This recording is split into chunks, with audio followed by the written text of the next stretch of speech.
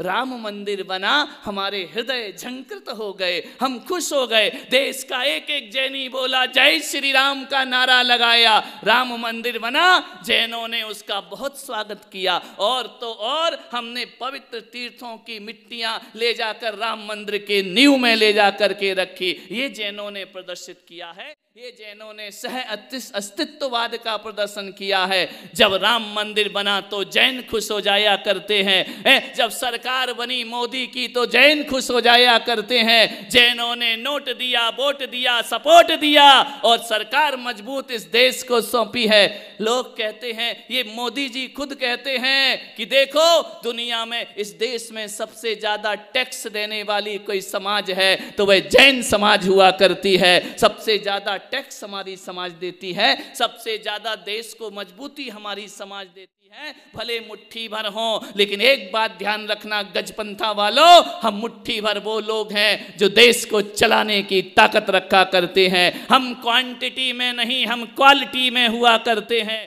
हमें भीड़ की जरूरत नहीं हुआ करती है। एक महावीर बहुत है, जियो और जीने दो का संदेश देने के लिए हजारों की जरूरत नहीं हुआ करती है। लेकिन कैसा खिलवाड़ हमारी आस्थाओं से हो रहा है, हमारी भावनाओं से हो रहा है। जो पूजा का स्थल है वह मौज मस्ती का स्थान बनाया जाएगा, वह पर्यटक स्थल में बदला जाएगा। मैं आपसे निवेदन करता हूं, जब भी हिंदू मंदिरों पर कोई बात आई, हम गरजे हैं, हम लड़े हैं, हमने आवाज उठाई है। पालघर में हिंदू संतों को मारा गया, सबसे पहले आवाज हमने उठाई कि किसी भी संत की हत्या नहीं होना चाहिए। आरएसएस का जब भी कार्यक्रम हुआ, मैं गरजा हूं स्वयं सेवक संघ की प्रतिष्ठा के लिए। आपसे मैं निवेदन करना चाहता हूं, जब भी देश को हिंदुत्व की रक्षा की जरूरत पड़ी, जैन समाज आगे आता है। लेकिन आज कहां गया वो हिंदू? जब जैन समाज पर आक्रमण हो रहा है, उनकी आस्थाओं से खिलवाड़ हो रहा है, तब कहां है स्वयं सेवक संघ,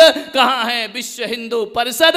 एक बात बताऊं, जब मैं दिल्ली में था, आदरणीय मोहन जी भागवत मेरे पास आए दर्शन करने के लिए। मैंने उनसे अल्पसंख्यक की बात कही, भागवत जी ने कहा नहीं, ऐसा नहीं हो सकता है, जैन हिंदू ही है, जैन हिंदू से अलग नहीं है, हम उन्हें अल्पसंख्यक का दर्जा नहीं दे सकते हैं, हम उन्हें हिंदुओं से नहीं काट सकते हैं। आज कहां गए वो लोग जो हिंदुओं से नहीं काट रहे थे? आज कहां गए वो लोग? आज कहां हैं ऐसे लोग जो आकर के, आज जैन धर्म की बात है, सम्मेद शिखर की बात है, मान्यवर, किसी भी तीर्थ को लांछित करने में अकेले जैनी नहीं, पूरा हिंदुस्तान एक हो जाना चाहिए। उसका विरोध करने के लिए, उसके विरोध में आगे बढ़ना चाहिए। क्या बिगाड़ा इन तीर्थों ने? क्या किया तुम्हारा?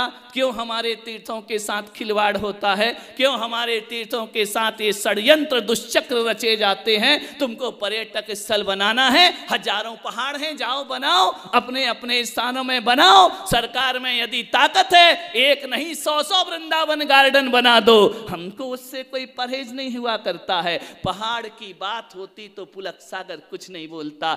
जैन समाज में इतनी ताकत है, एक नहीं 10-10 पहाड़ खरीद सकते हैं। ध्यान रखिए, 10-10 हजार तीर्थ बना सकते हैं। हम तीर्थ नए बना सकते हैं, लेकिन पीड़ा तीर्थ की नहीं है, पीड़ा पहाड़ की नहीं है। पीड़ा यदि है, हम 10 सम्मेद शिखर बना लेंगे, लेकिन 24 तीर्थंकर में से 20 को मोक्ष कहां से दिला पाएंगे? लड़ाई किसी पर्वत की नहीं, लड़ाई किसी मिट्टी के टुकड़े की नहीं है, किसी भूखंड की लड़ाई नहीं, हमारे तीर्थंकरों की निर्वाण भूमि की लड़ाई है, जो हम सबको लड़ना है। अपनी बेटियों को, अपने बच्चों को, अपने युवाओं को बोलो कि जब तक सम्मेद शिखर ना बचे, माला छोड़ो, वक्त पड़े तो भाला उठाने की ताकत अपने हाथ में रखिए, आगे बढ़िए, तीर्थों को बचाने का प्रयास करिए। यही संदेश मैं यहां से दे रहा हूं। आज पहला दिन है, पहली दिन में इतनी इसलिए सब बातें बोल रहा हूं कि हमारे जीवन में समाज को हमें जागृत करने का प्रयास करना है।